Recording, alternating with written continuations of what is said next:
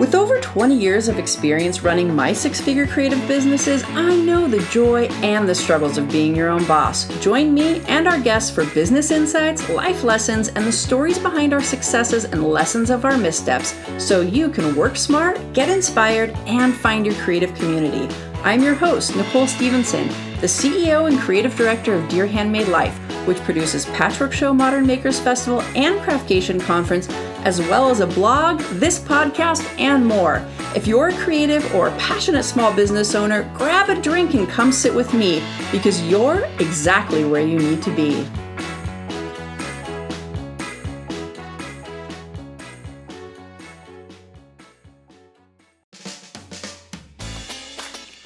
Remember how excited Kevin McAllister was in Home Alone when he woke up and found out that his whole family had gone to Paris without him? I feel just as excited as that, but for the completely opposite reason. Because tomorrow I'm gonna wake up to a whole new family of like-minded creatives who are joining us in our exclusive members-only community, Dear Handmade Life, the club. Yes, tomorrow is the day that you can join us in the club. We created the club for creatives and passionate small business owners to get the tools, mindset, accountability, and support to take your next big leap. The club is remote, inclusive, and self-paced, so you can join from anywhere in the world and adjust it to fit your schedule.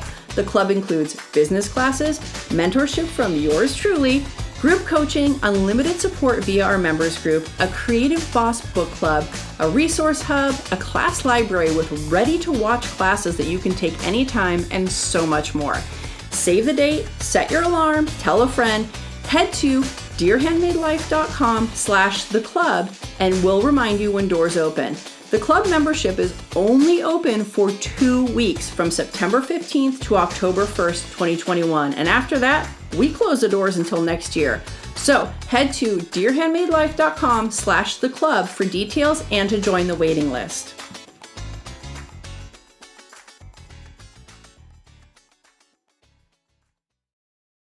Hello everyone, I'm Nicole and welcome to another episode of the Dear Handmade Life podcast. Today I am maybe more excited than for any other podcast episode before because today I'm talking to Gay Hendricks, the author of The Big Leap. If you have ever listened to this podcast before, chances are you've heard me talk about The Big Leap and about Gay Hendricks, his other books, all of his concepts. So today we actually get to talk to him. I'm so excited. We're going to be talking about leaping into your zone of genius. And if you are not a regular listener and you're not familiar with who Gay is, I'm going to tell you a little bit about him right now.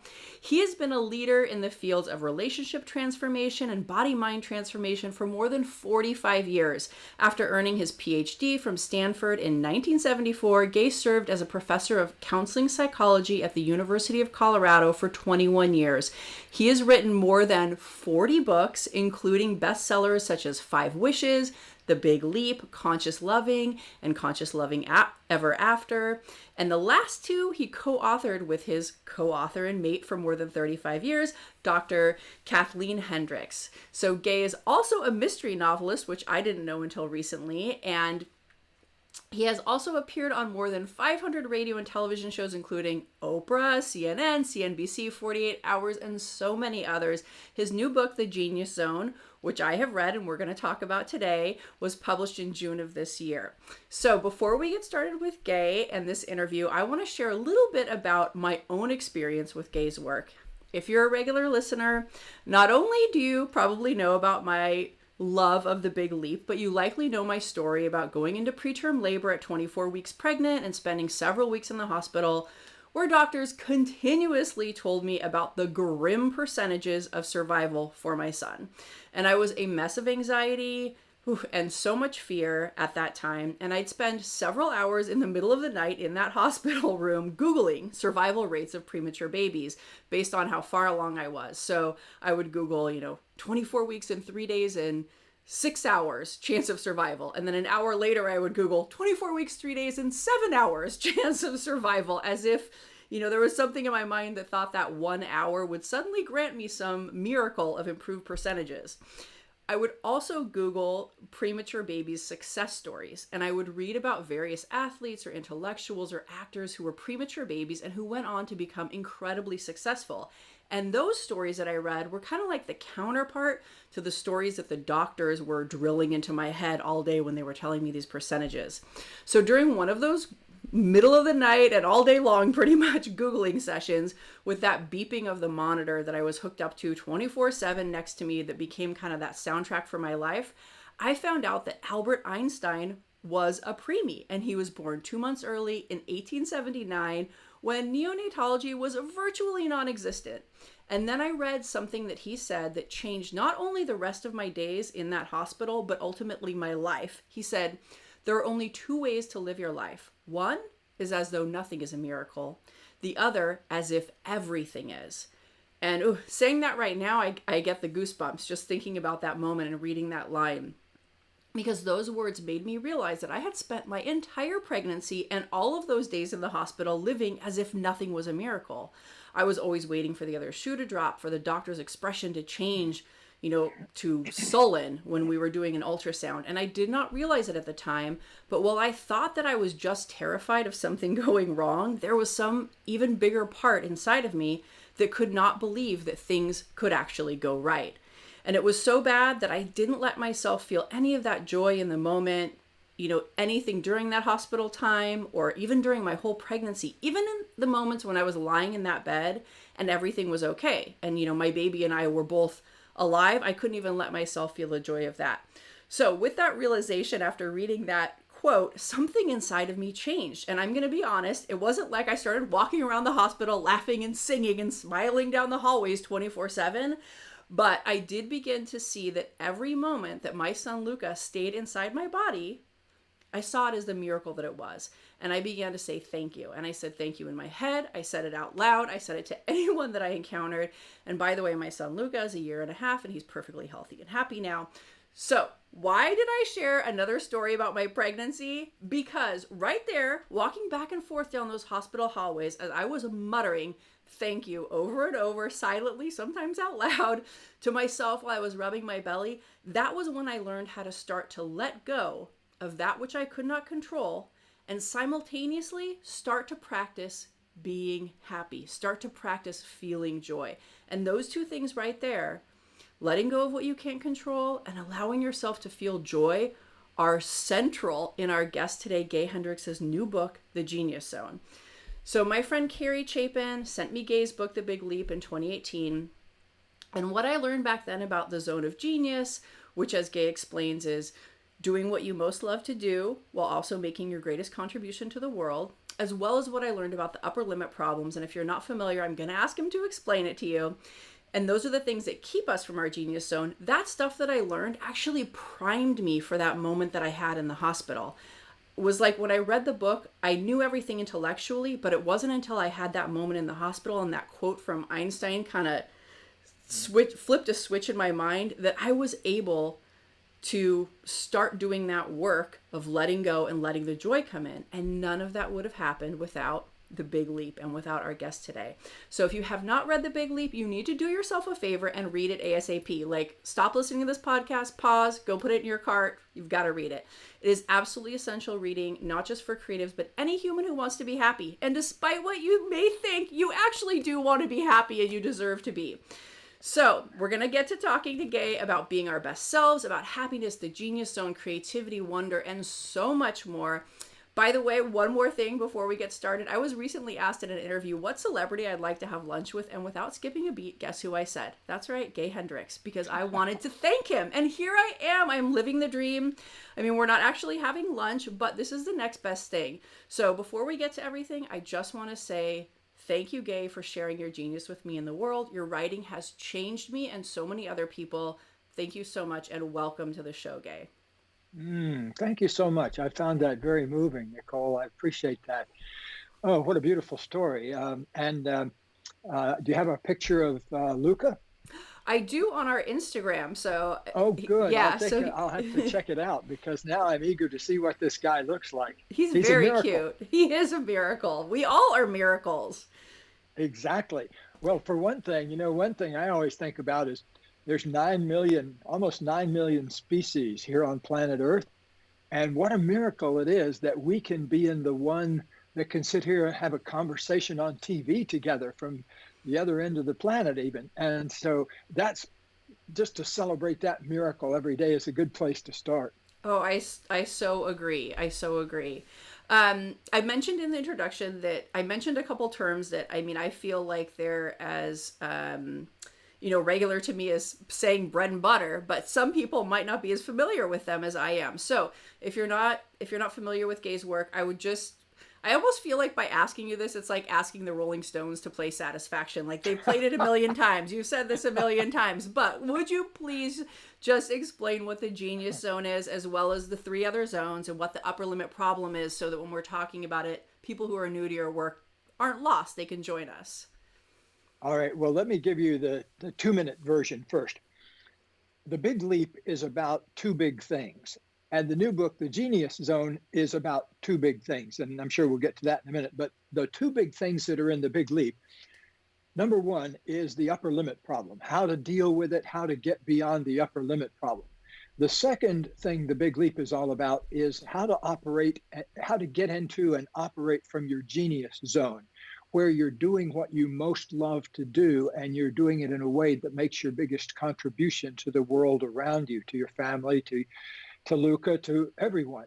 And human beings, I've been on this planet now for 76 years, and I can just tell you flat out that human beings are happiest when they are doing what they most love to do, when they're engaged in a passion, when they're not just going through the motions, when they're expressing their passion, and when they're at their happiest also is when that passion makes a difference for other people.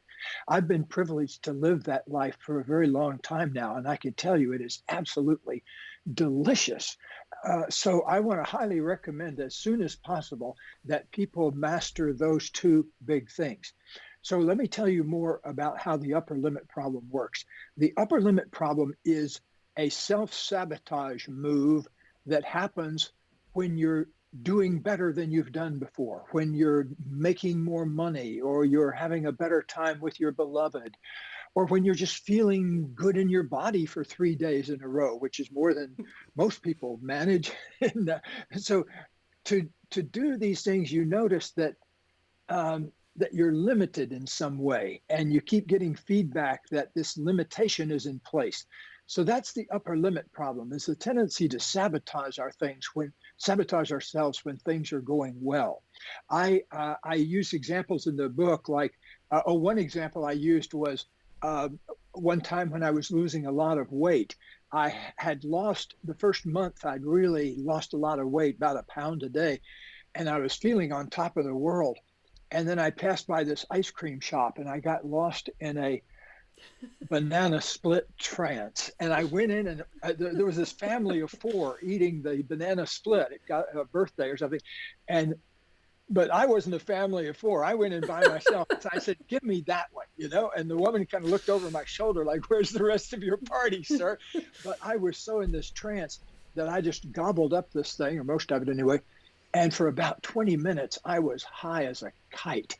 But about an hour after that, I had a stomach ache of monumental proportions, and it really kind of stayed with me for several days. So that would be a big, yucky example of the upper limit problem.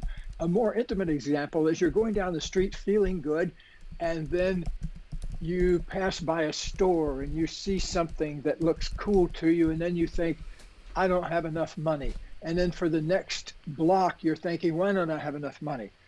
Gee, I don't have as much money as my brother Mike, and he's 3 years younger than I am." You get lost in these pools of thought that are really negative, and that then becomes an upper limit problem. So the tendency to worry probably unnecessarily is one of the biggest upper limit problems.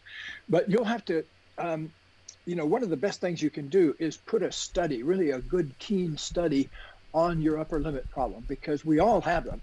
At this stage of the game, I've worked with movie stars and people that get Grammys and all that kind of thing. And sometimes they have more than other people that are operating more in the normal range of experience. So the thing is that we all have them, and our job in life partly is to get about the business of finding out how we upper limit ourselves. The big leap shows you how it works. How it works is that we come from early in life with several big fears. And when things start going better, it triggers those fears. And then you start worrying or you start an argument with somebody. That's when you do the upper limit thing. So I kind of took that apart in the big leap and showed how it worked. So what you need to know is that most of us walk around with only a small number of fears, but they're big ones. One is the fear of outshining other people, of making your star shine bigger. And it's something that usually comes from early childhood, and it doesn't have anything to do with the present, but we drag that with us into adult life. So I'm here to say, let your light shine as brightly as you can, because it will not make other people feel bad. That's your old fear. Now I want to tell you that the more you let your light shine, the more it inspires other people. And that's a big good thing, because that's when human beings get a glow on, and a glow that stays on inside out.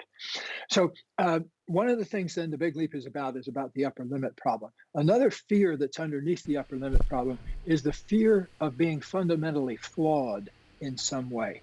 You know, a lot of people go around saying, I don't deserve love, or I don't deserve money, or why don't I deserve money? You know, all those kinds of things are based on that deep fear that there's something fundamentally wrong with me.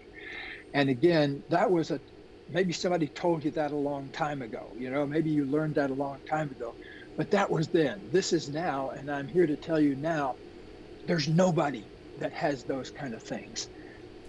We all come from the factory with a new set of possibilities. And then it's our programming that often takes us off track. And so a lot of times we instill such a sense of criticism in ourselves that we spend a good bit of our time mentally thinking about what's wrong with us, or why we haven't done this, or how come we're not here. And all of those competitive thoughts come out of that old fear that I'm not fundamentally good enough, that I don't fundamentally deserve the good things of life. So I want to counter that. My work is here to counter that. If you can start getting through your upper limit, the grand payoff is that you get to spend more time in this magic place I'm calling the genius zone, which is when you're doing what you most love to do, and you're doing it in a way that moves other people to make their lives better. I find that so incredibly satisfying. Now, I've been able to do that for well more than half my life now, and it just keeps getting better and better and better, the sense of satisfaction that brings. And so, first of all, I want to acknowledge and appreciate you, Nicole, for bringing forth your genius and landing in something that, from the look on your face, you obviously love to do. And of course, this is going to impact the lives of dozens or thousands or millions of people, whatever it does. And that's on you. That's because you've cultivated your genius. So blessings upon you for doing that, and appreciate that. As a citizen of planet Earth, we need more people like you.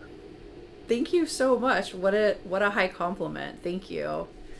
I when you were talking about that ice cream trance, I and you were describing the feeling of it, I couldn't help but think about how similar that feeling is to the feeling of when you're in your zone of genius. You're in this like zone of genius trance, and I do feel like I've spent most of my life in my zone of excellence, I have to say, but I am starting at 44 to understand more and more about where my actual zone of genius is. And I think that it took that experience that I was talking about to get there.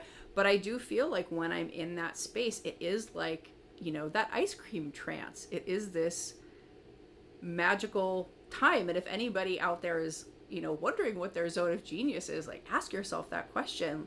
What are you doing when you're like, oh my gosh, I totally forgot to use the restroom or eat lunch? Yes, that's one sign that you're in your genius zone. Is it's timeless. It's a sign, because if you remember when you were a kid, I can remember many times I'd be playing outside, and I'd hear my mother saying, "Come in, it's time for dinner." And I'd get in and she'd say, "Why didn't you hear me the first two times? Why did I have to shout at you?" And inevitably, because I was a games maker as a kid. I played by myself a lot because there weren't any other kids in the neighborhood for a while.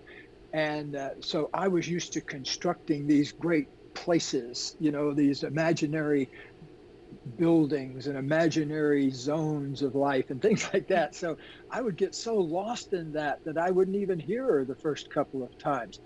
So that's a zone of genius thing because now I make use of that all the time. Like you mentioned, I write mystery novels in my spare time, and it's one of the most fun things I do. I've published 9 now, and I've been very satisfied. I've even sold a couple of them to the movies, and the movies aren't made yet, but I like to think that some busy beaver is out there in the middle of the night reading my book and writing the screenplay for it. And the key is, though, that in life, I think we're only deeply satisfied when we connect with that genius. And a good sign is that timelessness. Another sign that you're in your genius zone is when you check inside your body and you realize, I'm doing something right now that I love to do. Ooh, that is such a delicious feeling. I first woke up to that way back, probably more than 30 years ago now. But I realized at first I was only spending about 10% of my 8 or 9 hour workday doing things I most love to do. The other time I was doing things for other people that they love to do. I call that ordinary creativity when you're using your creativity for somebody else. I call it true creativity when you're doing what you love to do that has an impact on other people. And it's a big difference. But anyway, for a lot of my life, I had to use my wits to do things for other people. And it's a good place to start. But now I began to realize back in the 1980s that I only spend 10% of my time doing this. I need to bump it up. And so that's when I started running into even more of the upper limit problem because I said, okay, I want to go to 30%. I want to spend 3 hours of my 9 hour day doing what I most love to do. That would change my life. And it did, by the way. And it wasn't overnight either. It took dedication to do that. And so after a year or two or whatever it was, I found one day, I woke up and realized that I was going over there and going to be spending 3 hours of my day doing what I most love to do. And boy, that is very arousing to me. If you're looking for a great reason to get out of bed in the morning, that's one of the best. Then I set my goal for 70%. That's what I recommend for most people to aim for because you can get there. It takes real dedication to get up into the 90 and 100% because you've got to become a master of saying an enlightened no. And I have become in my life an absolute Zen master of the enlightened no. In fact, I got a fan letter the other day from a woman that I turned down her request that I give her a blurb for her book, and I get hundreds of those. So I have to say no to most of them, or I don't have to, but my blurb wouldn't be worth anything if I gave it out to anybody that sent me a book. So, I said no to her, and I got back this beautiful letter from her that said that she was disappointed that I said no, but she was so moved by the way I said it that it made her have the greatest day of her life, pretty much. And so that's how you know you're in your genius zone, if you can say no in a way that makes other people get high off of it. So I think that I want to put in I don't know where we are in this interview, but I want to make a major plug for the act of commitment, no matter what we're doing, whether we're leaping you into the genius zone or keeping you into the genius zone with the techniques in the new book. It requires not work, but it requires commitment and especially recommitment. And here's a specific commitment. Let me just ask you, if you're watching this, listening to this, try this on. The commitment would be, I commit to bringing forth more of my genius every day of my life. Is that a commitment that you could make inside yourself? I commit to bringing forth more of my genius every day of my life. And the reason I mention recommitment is I invite you to make that commitment if it appeals to you right now. So you get on a moonbeam toward your genius. This will do it. And speaking of moonbeams, the way the automatic pilot on an aircraft works will tell you a lot about how commitment works. The pilot gets on in LA, and let's say he or she is pointing toward Honolulu. That's where they want to get to 5 hours later. So the automatic pilot is set for Honolulu, but it doesn't get there by being on the beam all the time. How it gets there is it drifts, and then it has a little computer program that says we're drifting to the right, let's nudge it to the left. And it does that. It goes back and forth, and it makes that literally thousands and thousands of times between LA and Hawaii. And the reason I mention that is because it gets all the way to the landing strip being wrong most of the time, because it has this superpower called recommitment. And I highly recommend that you take on commitment and recommitment as a superpower to polish up in yourself. Because once you do that, worlds open up that wouldn't be there before. Because it's really commitment that gets you into the game, onto the beam. It's recommitment, though, that gets you back on when you wander off. And I promise you, you will wander off if you're like every other human being on earth. You know, you'll go on your diet for 3 days and you'll lose 10 pounds. Then you'll say, oh my gosh, look at me, you know, and then you'll go out to a party and gain 4 of it back. And all those kind of things happen. They're part of life. They're part of the drift. We call it the drift around here. And we say, watch the drift and make the shift. Watch the drift and make the shift. Just keep noticing how you drift off and nudge yourself back. That's the way it goes. And it gets you all the way to your destination, like I said, by not being right all the time. Heaven forbid that we could go around being right all the time. We'd be obnoxious. But we're willing to recommit. We're willing to reconnect. Like when my daughter, who's now 50, she was a little girl. She wanted to learn how to ride a horse when she was, I think, 6 years old. I remember it was her birthday. And I remember taking her to her first lesson where she would be riding on the back of a horse around the ring. And she made it about 20 seconds and then she fell off. And it did not bother the trainer a bit. She kind of semi-caught her, but she let her hit the ground and picked her back up. But she just put her back on the horse. And, you know, she'd done it 1,000 times before and she knew the kid wasn't hurt. You know, if she'd been hurt, I'm sure she wouldn't have done that. And then Amanda made it about another 12 seconds and probably fell off again. And I'm over on the sidelines kind of climbing the fence, you know, because you're seeing your kid fall off this horse that looked like about 28 feet tall to me. And but anyway, to make a long story short, afterwards the trainer said, you know, if they're not falling, they're not learning. And I remember somebody trying to teach, I was learning to ski later on in life because I grew up in Florida where there wasn't a snowflake within hundreds of miles.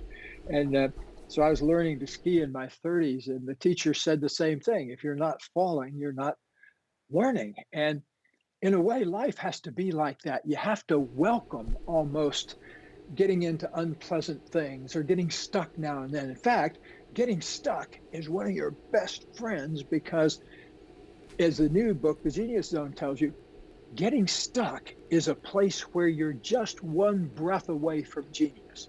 If you make a little move there that I call the genius move, you can unplug from your old stuck patterns and drop right into the genius zone. Yeah, when you were talking about that idea of failure, you know, you didn't say the word failure, but that was what I was seeing. Mistakes, going off course, all of that stuff. It made me think of that term of failing forward and how, you know, just learning from our mistakes and failing forward. And in your new book, The Genius Zone, you talk about that idea of commitment and recommitment. And I don't remember exactly, you know, I'm going from my memory right now exactly what it was, but you say something about, you know, you're creating the world for yourself. And I think you say the new world gets created one choice at a time, and that's what I see as that recommitment. If anybody's listening and they're like, what does that look like in action? What does this commitment and recommitment look like? It's every choice you're making. Every choice that you're making is how you're creating this world where you're living in your zone of genius, where you're, feeling joyful. Mm-hmm. Yeah. Yeah. Oh, by the way, it just popped into my mind to ask you, did you end up having a cesarean or regular birth?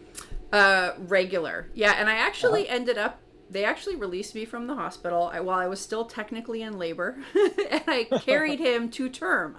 So they released me, sent me home, and they said, if you go back into active labor, we'll just helicopter, because I had to go to a specialty hospital in San Francisco, and they said, we'll just helicopter you back in here. And, I'm sitting there thinking, can't I just stay here? Like, do you have to send me home and then helicopter me back? And it was during the time of the wildfires in Sonoma County where I live.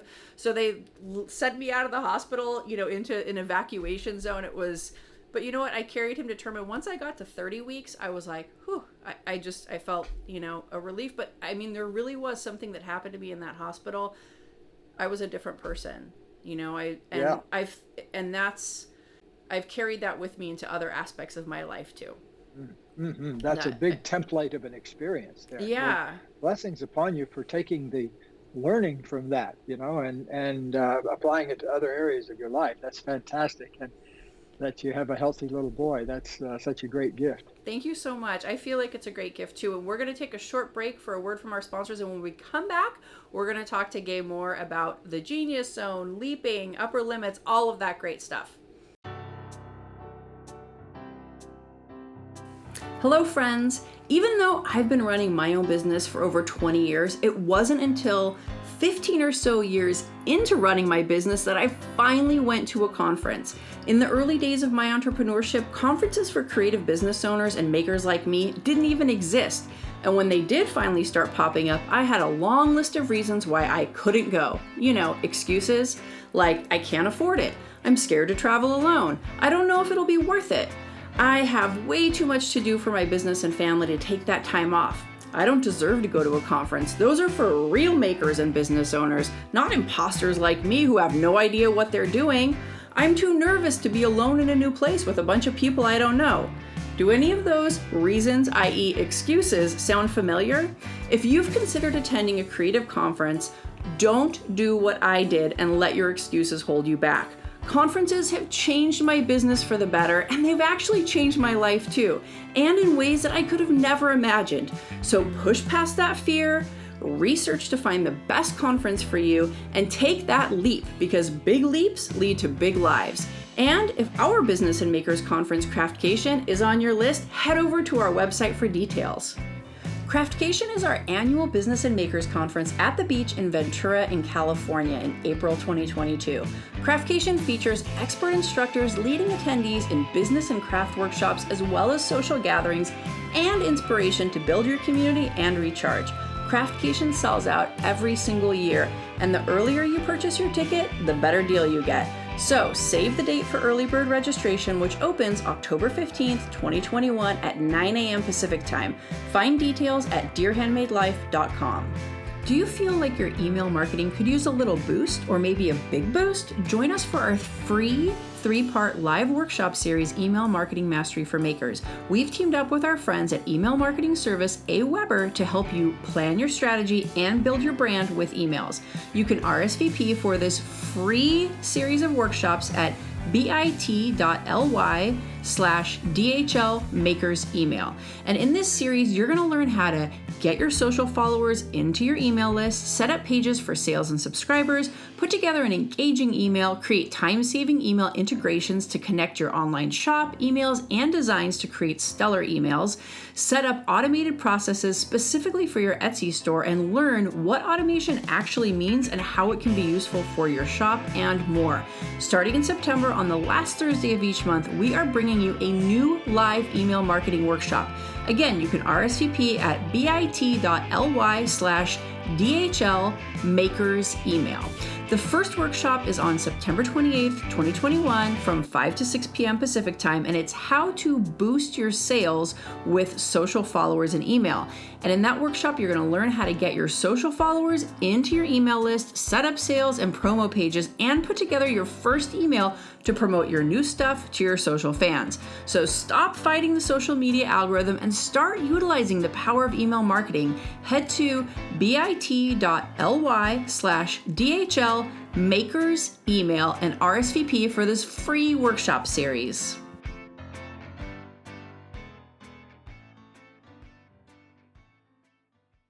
Okay, welcome back to the Dear Handmade Life podcast. I'm Nicole, and today we're talking to Gay Hendricks about the genius zone, the big leap, living your best life, feeling joyful, so many other things.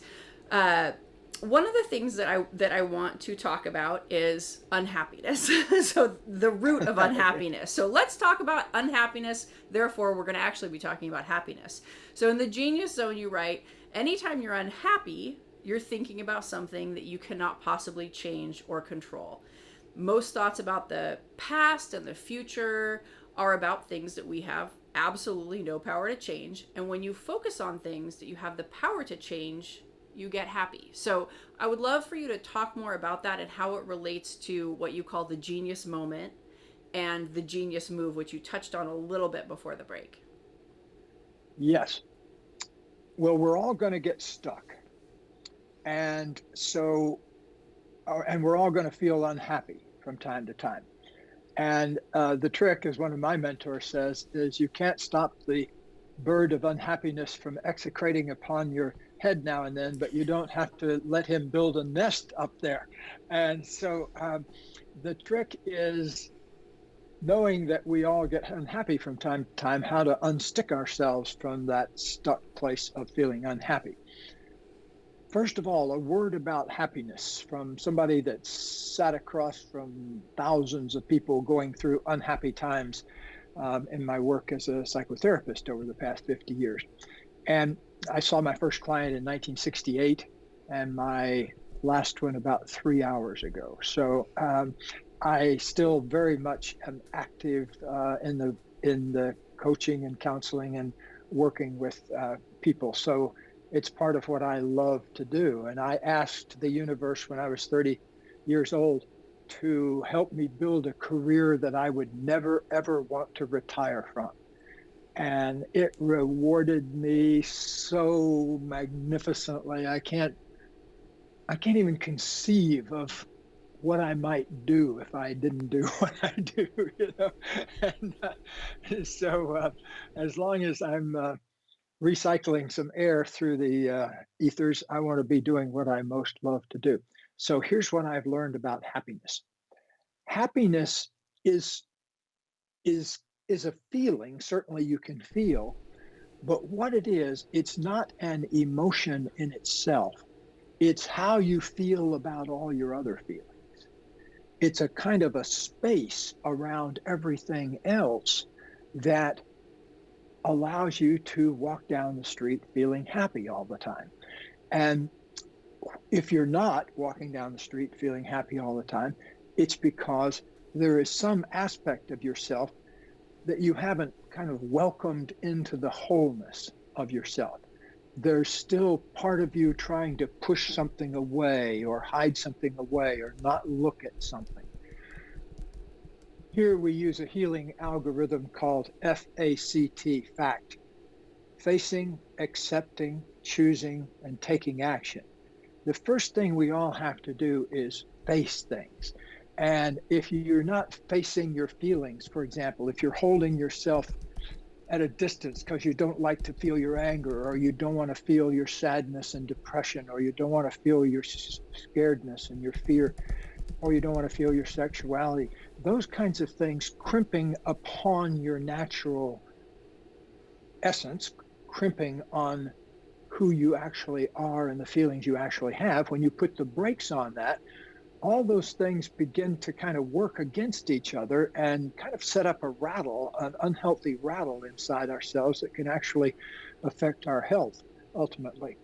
And so what I think we need to do is get in the big time business of welcoming all ourselves into ourselves. So welcoming our anger, welcoming our sadness, welcoming our fear, our sexuality, all those things.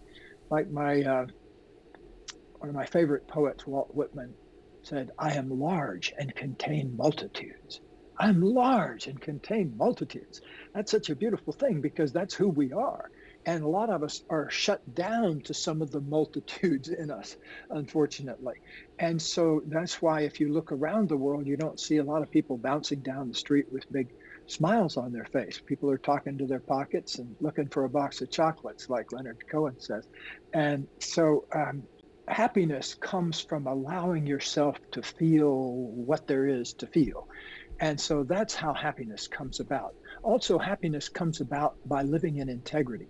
By that, I mean, not that you're following some rule book that nobody's ever given you. It's just that basically you're speaking honestly. The vibrations you feel in here are the vibrations you make out your mouth. They fit on each other. So if you're scared, you don't say, "I'm fine." Or if you're angry, you don't say, "No, everything's okay." You reveal, you let share. And so that puts you into alignment. Here we talk about at our institute, we talk about integrity as a issue of physics, in the sense that, are you aligned properly? Are you aligned with your life purpose? That's another element of integrity. Are you doing what you feel like you're really here to do, or are you just kind of waiting to find that thing, or maybe not even looking for that thing? You're just going through the motion. Speaking to the part of you that wants to really release your genius, wants your genius to come out into the world. And if you're paying attention to this podcast, you're probably one of those people that are keenly interested to do that. There's no better way to do it, really, once you've made that commitment, than to really begin to welcome feeling stuck. And here's why. Because when you are stuck, you are trying to control something that you absolutely cannot control. Something like how somebody else feels about you. A lot of torturous thinking and feeling goes into trying to solve that unsolvable problem. You do have control over picking up the phone, calling that person and saying, "Honestly, how do you feel about me?" And if they're in a good mood, they may tell you. And so that's a big difference between worrying about something you don't have any control over and something you do have control over. So here's my big time promise to you. And I've been around the world the equivalent of 33 times, I think now, last time somebody did the calculator. And so prove me wrong, but here's what I've learned. Human beings are incredibly prone to getting stuck. And then what we tend to do is do more and more of what got us stuck in the first place. And so when you're stuck, you are called upon to do something genuinely radical in the opposite direction, which is take a moment to let go of controlling that which you don't have any control over. Suddenly realize, oh, I don't actually have any control over my future. There are things I can do today that might make my future better, but those are things I can do right now. But here I am obsessing about what I'm going to be doing 10 years from now, and am I going to have enough money 10 years from now? And we get lost in those kind of things rather than doing the very, very thing that will actually contribute and to having a better future. So the important thing is to shift out of, as quickly as possible, the mode of trying to control that thing by doing more and more of what isn't working, keeping yourself stuck, and letting go of that control, because that way you drop right into your genius zone. You have to feel it to believe it. I cannot tell you about this. You got to do it. That's why I say take the book and sit down for an hour and work on it, or the audio book. I guess that's the one that's the real popular one this summer, is people are buying 10 times more of the audio book than the other books. And which is fine with me. I'm totally fine with that, by the way. And audiobooks are such a great form of learning, because the book, The Genius Zone, is really taken from conversations I've had in this very room. And so it's like a conversation with me. And so, and with the other gentleman that reads the other part of the book. I do the first part where I'm kind of describing the territory, and then an actor with a really great voice that I picked reads the exercises and everything. So the thing to know is, though, that I want you to work on this rather than just reading about it. Somebody put on Instagram the other day a picture of them reading my book in a bikini on the beach, and I thought that was great. But on the other hand, I want you to go home and read that book for an hour sitting in a quiet place by yourself. I'm so glad that you brought up the exercises that are in the Genius Zone, because as somebody who reads a lot of business books and a lot of self-growth books, I love learning the concepts, but I read with a pen, I underline, I have a notebook, a black and white composition book next to me where I'm taking notes, and I so appreciate that there are so many exercises in there and activities for people to start putting everything into action that's there, because you may be reading and thinking, great, I understand what you're talking about, but how do I make this actionable in my life? In the book, Gay makes it actionable for you. So it's great. Thank you. Well, I appreciate that. That's actually an aspect of my genius. One aspect of my genius is the ability to describe really complicated things in really simple ways. Like Einstein, I have an autographed picture of Einstein on my wall that my wife gave me one year for my birthday, and looks over my shoulder when I'm working. And one of the things he was asked to describe the theory of relativity in terms that a smart 12-year-old could understand. And he said, yeah, it's like a minute sitting on a hot stove goes by like an hour. But an hour with your girlfriend or boyfriend goes by like a minute. And so it really explains it well, because when you're sitting on a hot stove, what's happening? Well, you're in pain and you're trying to get away with every cell in your body. You're trying to get away from that pain. So you're locked in contraction. And that's the circumstances where life really slows down to a crawl. And, people who've been in prison have told me that they actually would sit there and watch the seconds go by. That's doing time right there when you're counting the seconds. And so life slows down to an absolute crawl when you're contained. When you're open up, though, when with your beloved, all of your cells want to be in union with your beloved and want to connect. And so that takes you into the timeless zone, that zone where I would be in my high school girlfriend. Her mother had this procedure where she would only let us sit outside in the car for, I forget how many minutes, and what we'd usually be doing out there is steaming up the windows, in a mad, passionate teenage clinch. Maybe even her mother could see the steam on the windows from her outlet post up there. But anyway, she would blink the lights furiously after we'd been sitting out there for 5 or 10 minutes. And that was her sign that Alice had to go in the house. And so, in a way, think of that as the upper limit problem. That there was this upper limit on our ability to feel those exquisite feelings, and probably for our own good at the time, too. But speaking from a parent's point of view. Well, when you were just talking about, the sitting on the stove or spending time with your beloved, it was making me think about, when you talk about Einstein time and how people can apply that to their lives every day. Can you talk about how, because it's something that I practice, and when I say practice, I mean practice, not perfect. And I think it's such an important thing. And when you were talking about that enlightened no, I mean, it's kind of all related to this concept. So can you share about that a little bit? Yes. Well, Einstein time operates in a different category than regular TikTok time. Einstein time works in a very radical way where you are challenged, and I challenge you, to drop your position of victimhood with regard to time. And by that, I mean, put yourself on a radical diet of any kind of complaint about time or any kind of statement that implies scarcity of time. And if you start listening to yourself and paying attention, you'll notice that you do it frequently unconsciously. Like, think of the times in the last month you've said, gee, I wish I had time to do this, but I got to run do that. Okay, that implies that there's a scarcity of time.